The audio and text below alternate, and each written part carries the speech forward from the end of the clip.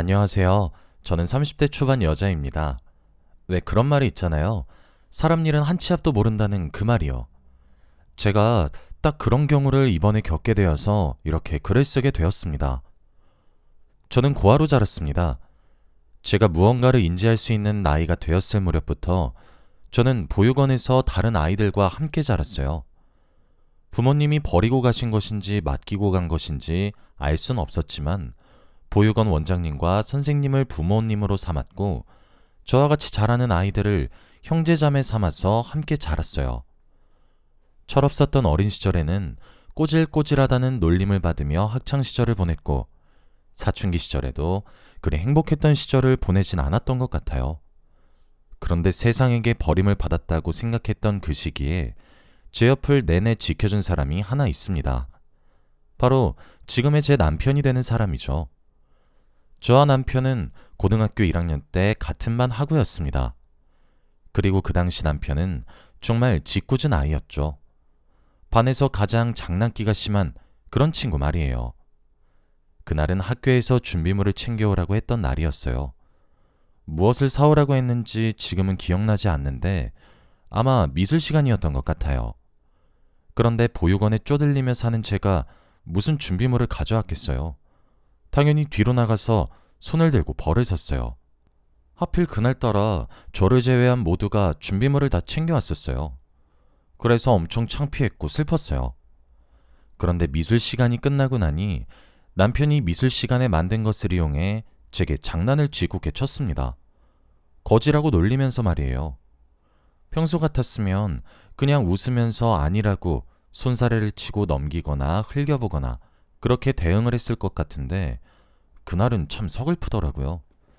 준비물 하나 안 챙겨왔다고 별의별 소리를 다 듣는 현실이 너무 비참하게 느껴졌고 자존심도 무척 상했어요. 그래서 남편의 짓궂은 장난에 눈물이 찔끔 흐르고 말더라고요. 제가 자존심이 강해서 남들 앞에서 잘 울지도 않는데 그날따라 눈물도 어쩜 멈춰지지도 않는지 결국 소리 죽여 눈물을 줄줄 흘리는 저를 보며 남편은 돌처럼 굳었고 전 친구들에게 달램을 받으며 그냥 보건실로 도망을 쳤습니다. 아프다고 거짓말을 하고 학교가 끝날 때까지 계속 잠만 잔 것 같아요. 아이들이 다 집에 가고 깜깜한 한밤중이었어요. 야자 시간이 끝나 돌아간 이후 학교에 저만 남았더라고요. 가방을 가지러 가기 위해 교실로 올라가고 있는데 저희 교실에 불이 아직 켜져 있더라고요. 그리고 그곳에는 남편이 제가 가방을 들고 올 거를 예상해서 저를 기다리고 있었어요. 저는 눈도 마주치지 않고 말도 걸지 않고 잽싸게 가방만 챙겨 나오려고 했는데 남편이 그런 제 손목을 붙잡더니 야, 아깐 내가 미안. 이렇게 우물쭈물 사과라는 거예요. 평소에 큰 소리를 땅땅 치고 항상 자신감이 충만하던 남편이 우물쭈물거리면서 제 눈치를 살피는데 근데 그게 정말 크게 위로가 되었어요. 빵 터져서 교실이 떠나가라 웃으니까 남편은 그제서야 야, 웃냐? 하면서 같이 따라 웃더라고요. 결국 순찰 돌던 경비 아저씨께 혼이 나고 쫓겨나다시피 학교를 나왔어요. 그리고 그때를 기점으로 우린 둘도 없는 친구가 되었어요. 제가 힘들 때나 기쁠 때나 슬플 때나 창피할 때 그 모든 순간 남편은 제 곁에 있어 주었어요.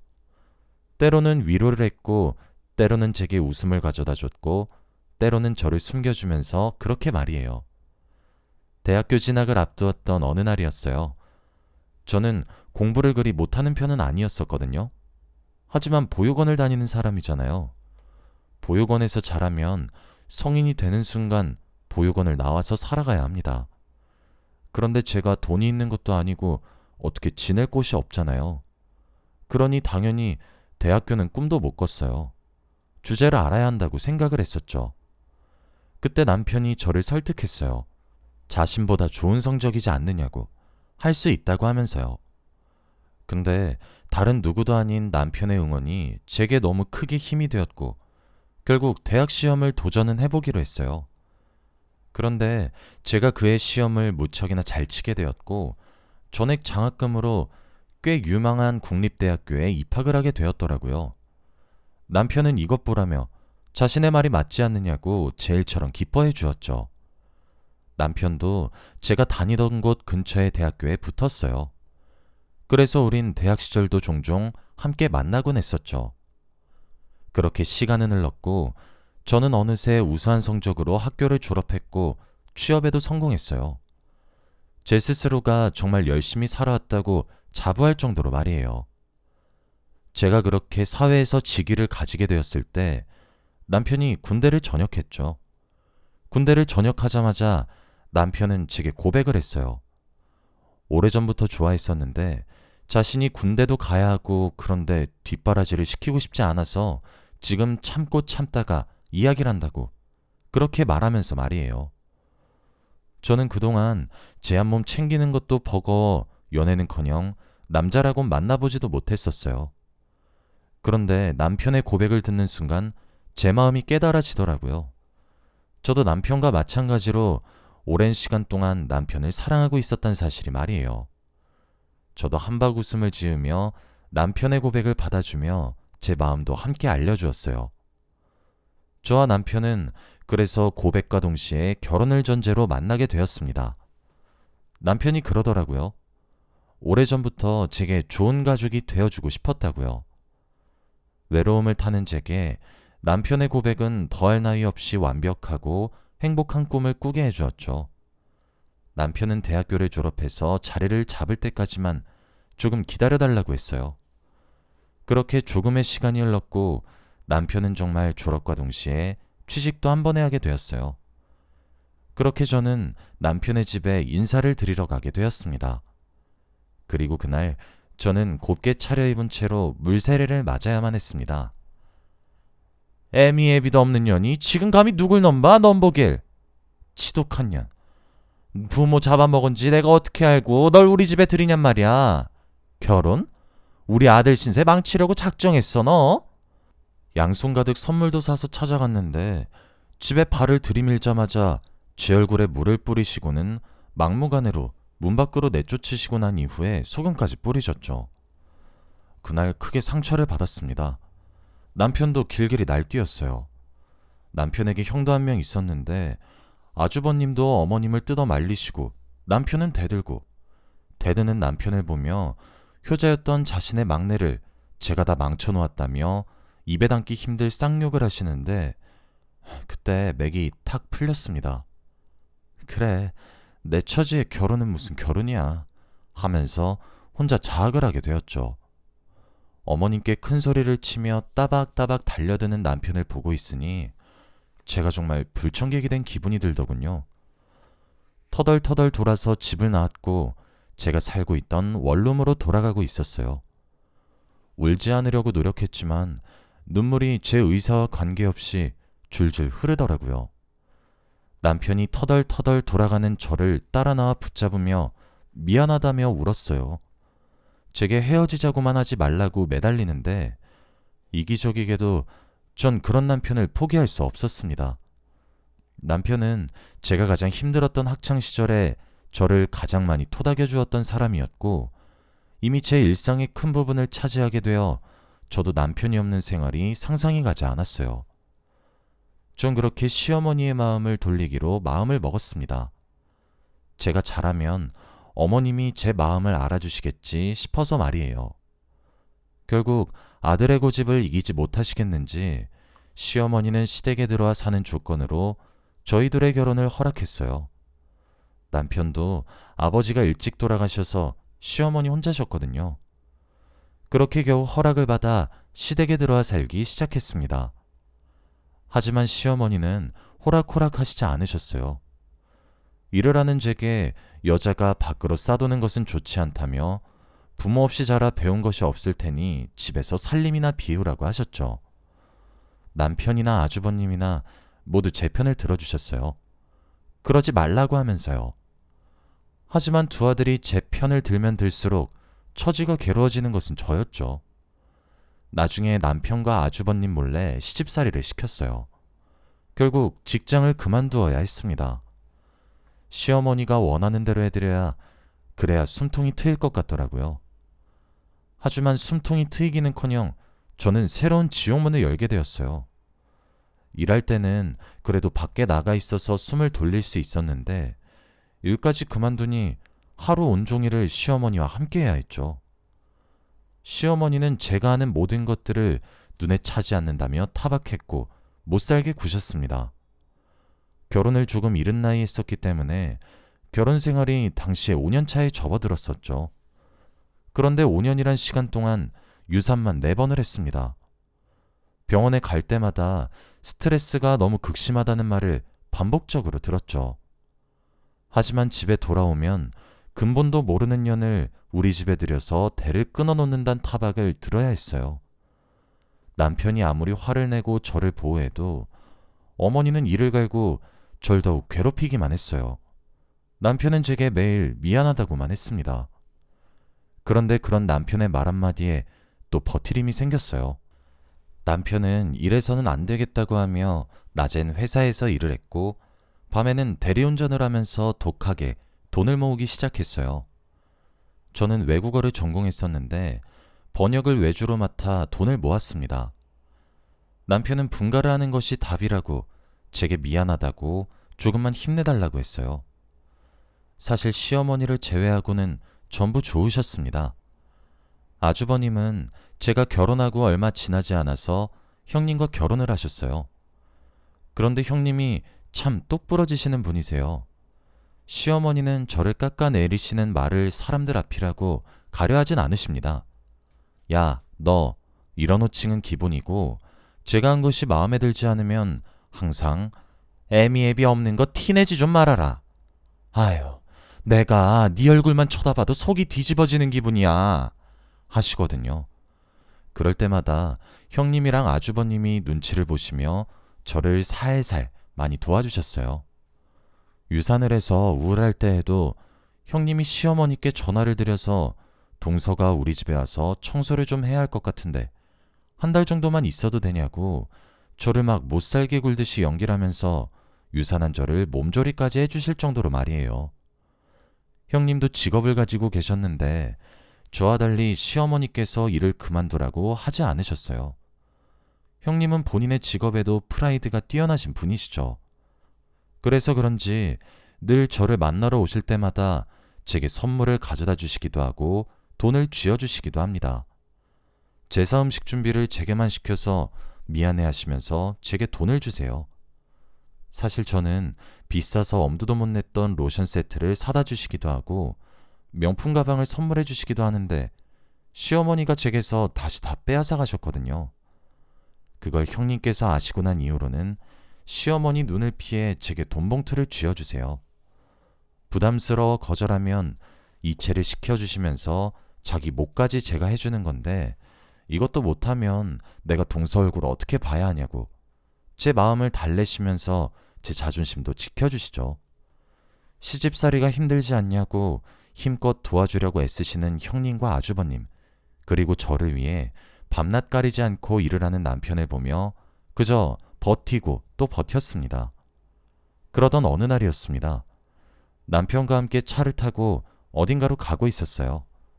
남편은 제게 목적지를 말해주지 않았죠. 저는 영문도 모르고 남편의 차에 올라타 남편이 이끄는 대로 가고 있었습니다. 그런데 순식간에 굉음과 함께 교통사고가 났고 저는 그대로 의식을 잃었습니다. 그리고 정신을 차렸을 땐 엄청난 고통이 저를 짓눌러서 정신을 제대로 차리다 혼절하다를 몇 번 반복했죠. 그러다 눈을 서서히 뜨게 되었어요. 제 눈앞엔 하얀 천장이 보이고 있었고 병원으로 보였습니다.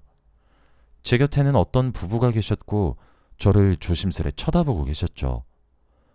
제가 움찔거리고 눈을 깜빡이자 여자분께서는 주저앉으시며 우셨고 남자분께서는 제 손을 부여잡으시며 장하다, 장하다 내 딸, 이래야 내 딸이지 하고 계시더라고요.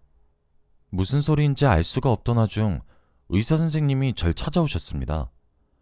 의사 선생님과 테스트를 진행하고 난 뒤 저는 또 잠에 빠졌습니다.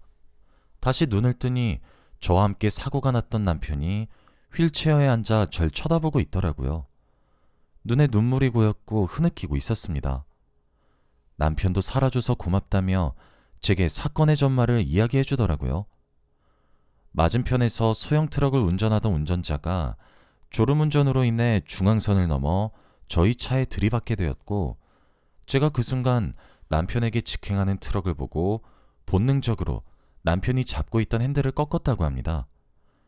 이미 충돌을 피할 수 없었던 순간이어서 제가 남편에게 피해를 최소화하기 위해 핸들을 틀었던 것 같아요. 그렇게 오른쪽으로 한껏 돌려 트럭은 저희 뒷좌석에 충돌해서 남편은 피를 흘리는 정도에 그쳤지만, 제가 타고 있던 조수석이 벽에 크게 충돌하게 되면서 저는 중상에 빠졌다고 합니다. 지나가던 사람들의 신고로 저와 남편은 병원 응급실로 오게 된 것이었어요. 남편은 과다출혈로 매우 위험한 상태였고, 저 또한 죽음의 그림자가 드리워지고 있었던 상태였습니다. 그런데 나중에 들어보니 시어머니의 처신이 참 기가 막히더군요.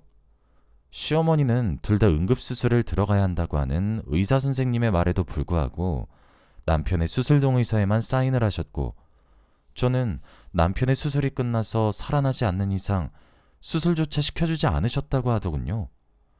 저 때문에 남편이 사경을 헤매고 있다고, 이래서 근본도 모르는 년을 드리는 것이 아니었다고, 전현이 귀한 내 아들을 잡아먹는다고 곧 죽는 한이 있어도 수술 동의서에 사인을 해주지 않겠다 하셨답니다. 그렇게 저는 하염없이 의식을 잃은 채로 누워 있었고 응급처치로 생을 연장했죠. 모든 간호사와 의사 선생님들, 그리고 형님과 아주버님까지 간절하게 어머님을 설득하셨어요. 동서 이렇게 죽게 두면 나중에 받을 벌을 어떻게 감당하실 거냐고 간곡하게 말을 해도 소용이 없었대요. 제 보호자가 남편이라 남편이 사인을 해야 하는데, 남편이 수술을 들어가고 없으니 제 보호자가 시어머니가 된 상황이더라고요. 그럼에도 고집을 피우시며 시어머니는 제 동의서에 사인을 해주지 않으셨습니다.